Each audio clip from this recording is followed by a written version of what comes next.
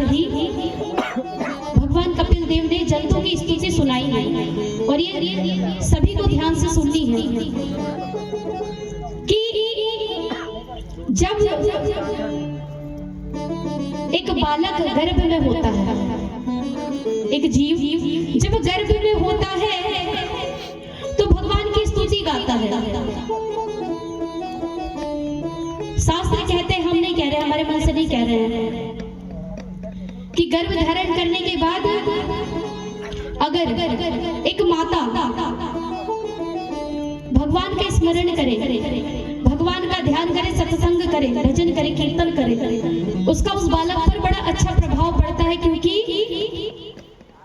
वो आपको नहीं जानता, वो संसार को नहीं जानता, वो किसी को नहीं जानता। और आपको एक बात क्या आप जानते हैं कि 7वें महीने में वो शिशु जो गर्भ में है वो प्राण त्यागने की इच्छा करता है। क्या करता है? प्राण त्यागने की इच्छा करता है। इतना कष्ट उसे गर्भ के अंदर होता है, इतनी तकलीफ उसे होती है कि वो सोचता है कि मैं प्राण त्याग दूं।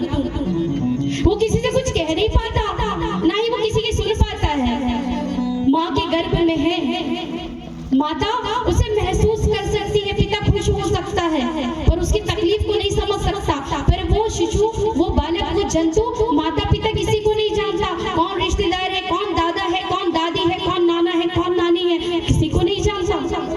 वो किसी पर दया नहीं करता, कहता है कि भगवान आप मुझे या तो मार दो या तो इस गर्भ से निकाल दो। इतनी तकलीफ नहीं पाता है।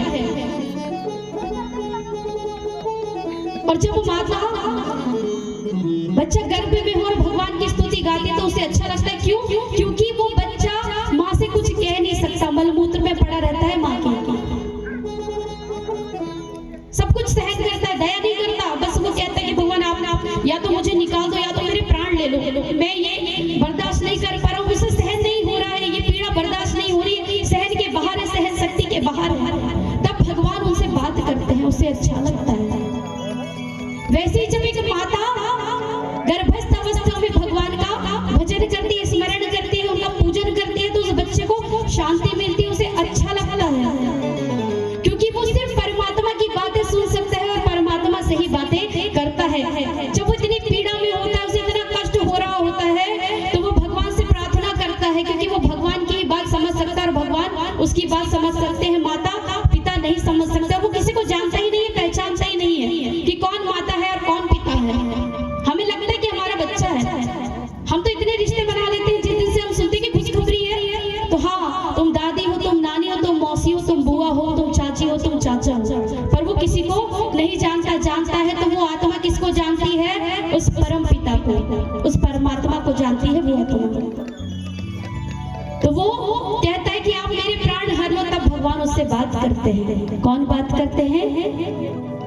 भगवान श्री हरि नारायण उससे बात करते हैं। तब वो हाथ जोड़ के कहता है कि भगवान प्राण हर लो या निकाल दो। भगवान बात करते हैं कि अच्छा एक बात बता, यदि मैं तुझे जन्म दूंगा तो तू क्या करेगा? वो उस जंतु से जो गर्भ में है उससे पूछते हैं, उस शिशु से, कि जब मैं तुझे जन्म दूंगा तो तू क्या करेगा?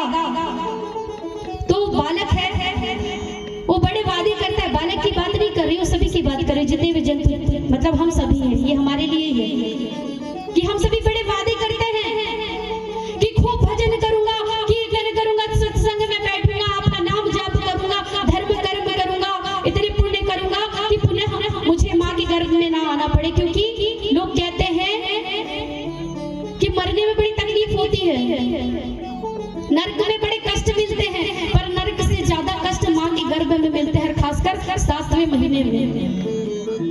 जो अरबों खरबों ना जाने कितने जीवाणु होते हैं ना, छोटे छोटे से, वो काटते हैं हमें, और इतना काटते हैं कि उस पीड़ा को हम सहन नहीं कर पाते। बहुत बहुत दर्द होता है हमें, असहनीय पीड़ा होती है, हम उसे सहन नहीं करते। तब भगवान से हम गिड़गिड़ा कर कहते हैं कि भगवान हमें मार डालो, या तो हमें हमारे प्राण ले लो, या तो हमें बाहर निकाल दो। तब भगवान बात करते हैं, कहते हैं कि तू बता, अगर मैं तुझे जन्म दूंगा तो तू क्या करेगा? हम बड़े वादे करते हैं, कीर्तन करूंगा, भजन करूंगा, ये करूंगा, वो करूंगा, बड़े पुण्य कार्य करूंगा, क्योंकि वो जानते हैं कि ये जैसे ही बाहर आएगा उसके बाद इसकी स्मृति ये भूल जाएगा। भगवान कहते भी हैं कि देख तू जैसे ही संसार में आएगा तो भूल जाएगा कि क्या वादे किया था। यही तो नियम है। कलयुग भी कहता है ना, कलयुग केवल नाम आधार सुमिर सुमिर नर उतरहि पारा। पर कलयुग ने ये तो कहा है कि नाम जाप से मैं तुम्हें इतना पुण्य दे दूंगा जितना कि इतने जप से इतने जो युग हुए हैं नहीं मिला वो एक दिन में ही दे दूंगा, पर नाम जाप करने दूंगा तब तो। कलयुग का प्रभाव है। ऐसा ही यहाँ पर भी है कि वादे बहुत कर लेते हैं। जब जीवाणु काटते हैं बड़ी तकलीफ होती, पीड़ा होती कि भगवान कहते हैं ठीक है मैं तुझे जन्म दूंगा, बड़े वादे करके, और जैसे ही आते हैं तो दूसरे कामों में लग जाते हैं और भूल जाते हैं कि आए किस लिए थे। बड़े वादे करते हैं कि मैं इतने धर्म कर्म करूंगा कि मुझे इस गर्भ में दोबारा ना आना पड़े और मैं इन सब से मुक्त हो जाऊं। उस स्थिति में अगर माँ मेरा नाम स्मरण करती है तो निश्चित उस बालक को शांति मिलती है, उस बालक की बेचैनी कम होती है और बालक के अंदर भक्ति के गुण आते हैं और उन गुणों के प्रभाव से वे उस जीवन को प्राप्त कर और आने वाले जन्म और मृत्यु के बंधन को मुक्त कर लेता है। उसे इस कष्ट इस पीड़ा से नहीं गुजरना पड़ता। इस प्रकार भगवान ने जंतु की स्तुति बताई है। ये स्तुति किनकी है? ये जो जंतु था वो कौन है? वो हम और आप हैं। तो आप समझिए कि